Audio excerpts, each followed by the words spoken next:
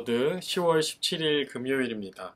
10월 17일 금요일 하나님께서 우리에게 주시는 말씀은 큐티인 본문 사도행전 16장 6절에서 7절까지 말씀입니다. 사도행전 16장 6절에서 7절 말씀을 제가 봉독합니다. 성령이 아시아에서 말씀을 전하지 못하게 하시거늘 그들이 부르기아와 갈라디아 땅으로 다녀가 무시아 앞에 이르러 비두니아로 가고자 애쓰되 예수의 영이 허락하지 아니하시는지라. 아멘. 오늘은 내면의 나침반이라고 하는 제목으로 또 하나님이 말씀을 통해 주시는 은혜를 나누어 보도록 하겠습니다. 잘 알고 계시겠지만 사도 바울은 누구보다 복음을 전하기 위한, 복음을 전하려는 열정이 가득했던 사람이었습니다. 그래서 그는 이 아시아 전역에 복음을 전하고자 했지만 오늘 말씀의 시작처럼 성령께서 그 길을 막으셨습니다. 성령이 아시아에서 말씀을 전하지 못하게 하시거늘. 여러분, 이 말씀이 우리에게는 어색하고 어떤 궁금증이 들게 다가올 수가 있습니다. 왜냐하면 하나님의 일을 하겠다는 사람에게, 하나님을 일을 하겠다는, 곧 전도를 하겠다는 바울에게 하나님께서 안 된다라고 말씀하셨기 때문인 것이죠. 그래서 우리는 종종 내가 선한 목적을 가지고 있으면 하나님께서도 기뻐하시겠지라는 생각을 할 수 있습니다. 곧 우리의 이 열정 속에서 하나님의 뜻을 해석하려고 하는 것이죠. 그러나 하나님께서는 우리의 열심보다는 그분의 타이밍과 그분의 방향을 더 중요하게 여기시는 분입니다. 좋은 계획일지라도 선한 계획일지라도 하나님의 뜻이 아니면 막으신다라고 하는 이야기입니다.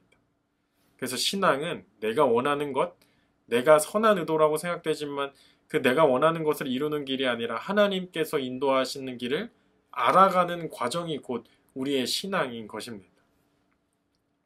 하나님께서 오늘 말씀 시작처럼 우리의 인생 가운데 문을 닫으실 때, 우리의 인생 가운데 무엇인가를 막으실 때 우리는 당연히 혼란스러움을 느낍니다.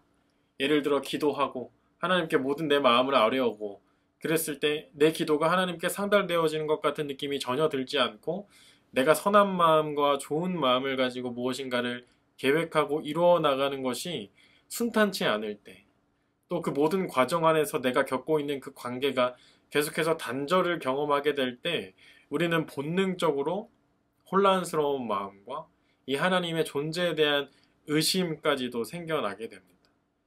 그러나 우리가 분명히 기억해야 될 것은 우리의 이 모든 삶의 여정 가운데 이 막힘을 경험하는 그 순간이 하나님의 개입의 시간이라고 하는 것입니다. 하나님이 일하시고 계시기 때문에 우리가 멈출 수도 있는 것이죠. 지금 결국 침묵 같아 보이고 막힘 같아 보이는 그 순간조차도 하나님의 인도의 한 방식이라는 사실을 우리가 기억해야 됩니다. 바울은 이 막힘 속에서 방향을 잃은 것 같았지만 사실 하나님께서는 그를 유럽으로 이끄실 준비를 하고 계셨던 것입니다. 우리의 걸음을 멈추게 하신 하나님은 동시에 우리를 위한 새로운 길을 예비하고 계신 분이십니다. 때로는 하나님께서 내 삶을 기뻐하시지 않고 나를 사용하시지 않는 것 같은 그런 마음이 들 수도 있지만, 그래서 내 삶이 자꾸 막히고 멈춰지는 것 같은 순간들이 있지만, 여러분, 그 시간이 하나님이 우리를 다듬으셔서 새로운 길을 열기 위한 준비를 하고 계신 시간입니다. 결국엔 이 신앙의 성숙이라고 하는 것은 나의 어떤 이 신앙의 여정을 더 빨리 더 멀리 나아가는 힘이 아니라 여정 가운데 하나님이 멈추라고 하실 때 그 멈춤을 순종할 수 있는 용기가 신앙의 성숙의 정도입니다. 오늘 읽은 우리의 이 말씀은 단순한 실패 이야기가 당연히 아닙니다. 하나님께서는 바울의 길을 닫고 막히게 하신 것이 아닌 방향을 돌리셨습니다. 그리고 그 길이 바로 마게도냐를 향한 그분의 부르심이었습니다. 여러분, 하나님의 이 막으심에는 항상 분명한 이유가 있습니다. 우리의 시야로는 느낄 수 없고 알 수 없는 것들을 하나님의 시야 가운데에서는 분명하기 때문에 하나님은 분명한 이유를 가지고 우리의 삶을 막으십니다. 결국 닫힌 문은 끝이 아니라 다른 문을 여시기 위한 하나님의 시작의 타이밍이라는 것, 그 사실을 우리가 꼭 기억해야 합니다. 제가 계속 표현한 것처럼 문이 닫혔다라고 표현했지만 사실 하나님의 관점에서는 방향을 바꾸는 순간이셨습니다. 그래서 성령의 막으심이라고 하는 것은 우리의 삶 속에 실패로 다가오는 것이 아니라 하나님의 이 조정의 시간이라는 사실, 우리는 기억해야 됩니다. 그리고 하나님은 우리가 멈춰진 그 자리에서 분명하고 완전한 새로운 길을 예비하시고 열어 가실 것입니다. 이 오늘 말씀 속에 있는 바울을 다시 한번 그 한 사람에 초점을 맞추면 그는 멈출 줄 아는 사람이었습니다.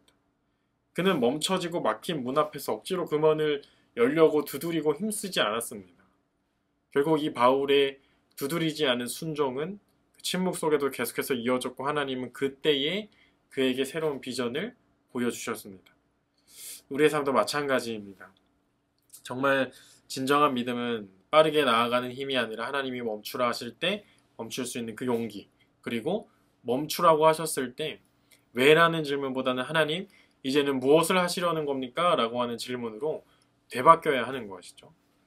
그래서 순종이라고 하는 것은 또한 하나님 앞에 단순히 어떤 받아들이는 그런 행동이 아니라 그 순종 안에는 하나님의 계획을 신뢰하는 것, 곧 하나님을 신뢰하는 마음이 담겨 있는 것입니다.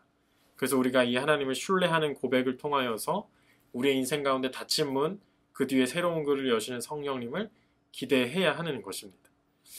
이 바울이 마게도냐 환상을 보고 유럽으로 건너갔을 때 복음은 아시아를 넘어서 유럽으로 확장되었죠. 그리고 그 한 번의 이 막힘이라는 것이 교회의 역사를 바꿨습니다. 닫힌 문 뒤에서 하나님은 더 큰 문을 열고 계셨습니다. 바울의 눈에, 우리의 눈에는 막힘이었지만 하나님의 눈에는 또 새로운 것, 더 큰 것을 위한 새로운 시작이셨습니다.